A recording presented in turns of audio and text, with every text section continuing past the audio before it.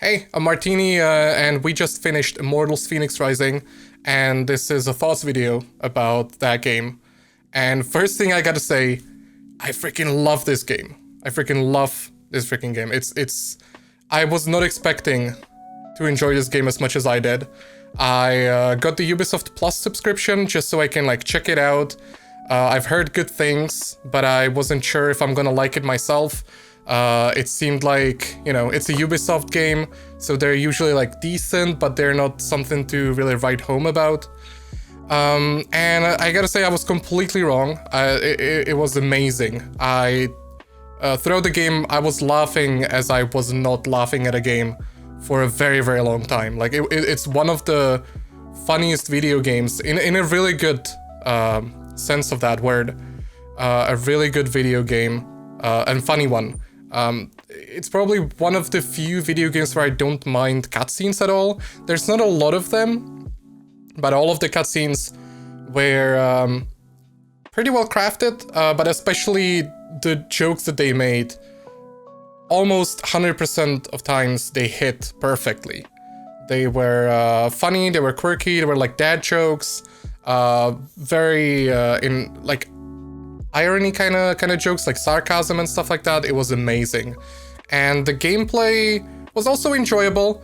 The big problem I had with the game though was that I was playing on hard difficulty, and the main bosses of the main storyline were very weak. All of them were very weak. Even the final boss, even though he had like stages and stuff like that, I'm trying not to spoil, but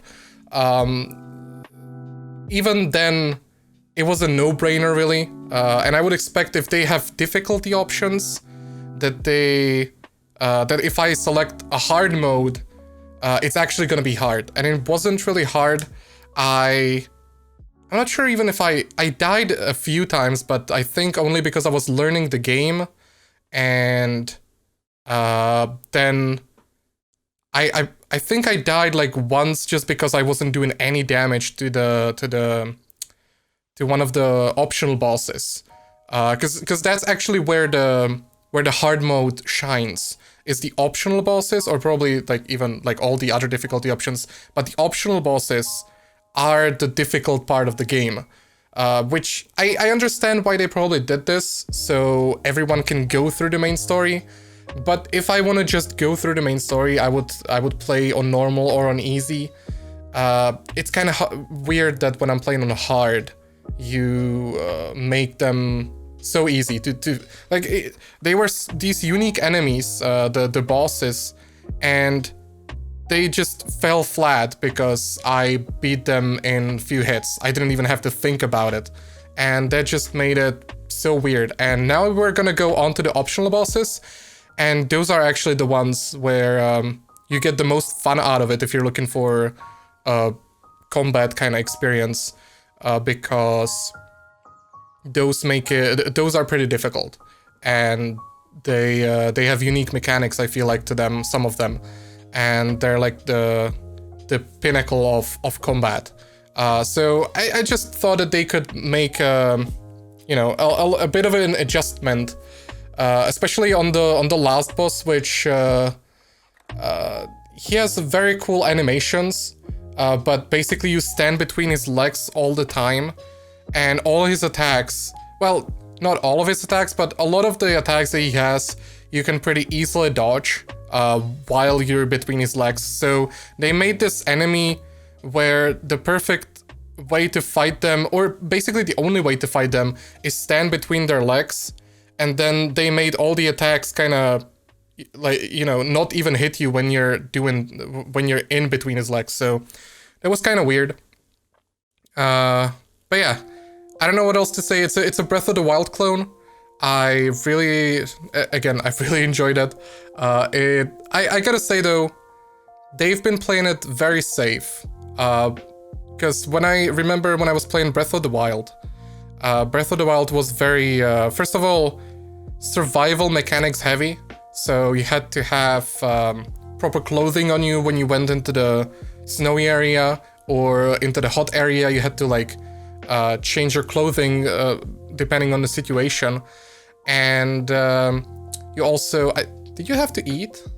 No, you probably didn't have to eat. But there were some survival elements and also like cool things you could do with the environment where you can light up, you know, when the lightning strikes, it creates a fire and you can use that fire in multiple ways. It was just more like a sandbox kind of thing, I feel like. This game plays it pretty safe, gives you some god powers as they call it, and it lets you experiment. Like they definitely give you some tools to solve the puzzles in the way that you want them to be fixed. The way you want them to be solved. But they don't really go out of their way to kind of let you explore as you want to.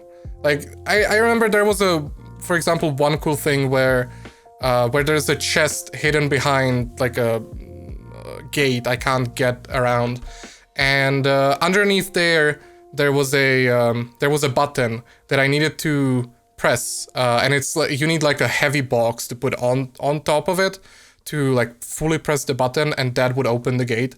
And there was no box around me, and I couldn't find any.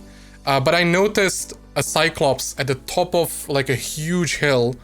So what I tried to do was aggro him. I just shot him with an arrow, and you know he went into fighting me, but he couldn't find a way how to get down.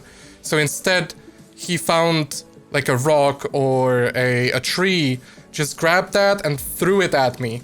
And every single time he did that, I just used my gut power, because you have like the bracelets where you can grab the items from the air, and I grabbed them and I used them on the button, and he threw like 5 different things. I put that all on the button, and that was heavy enough to press the button, and that would open the gate and unlock the chest for me. So that was a very cool moment where you can kind of solve the puzzles in different ways than the game expects for you to solve them. So it's cool that they let you do that. It creates such a better experience than if you are forced to solve the puzzles the way that the devs intended it to be. It was a lot of fun. So yeah, let me look at chat if you guys have something cool to say before we wrap up this video. They also weren't long-ass cutscenes. Yeah, the cutscenes are pretty short. So short and snappy and very funny in my opinion.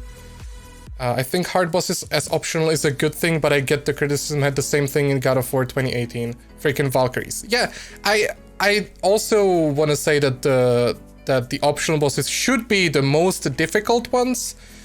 Maybe I didn't say this properly, but I just felt like on hard difficulty, the main bosses were definitely they were easier than some of the normal mobs that you fight. It was kind of weird, and it just always felt bad. I felt bad because like if the boss is easier than a normal mob, that's just not a good place you want to be at, in my opinion. This game seems to have focused more on combat than Breath of the Wild did. Yeah, good thing also for a lot of people, the weapons do not break in this game, so...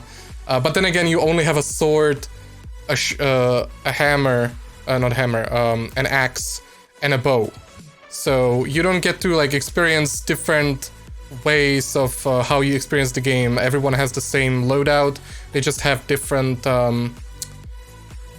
different stats to them. So yeah. Yeah, that's probably gonna be it. I really enjoyed this game. You should give it a try. It's a no-brainer. This game definitely deserves all the hype it gets behind it. As a Ubisoft game, this game shines as a Ubisoft game, and also as a game in general. It's a really good one. So yeah, I'm gonna go play some of the optional stuff now, and hope to see you on Twitch or in the next video.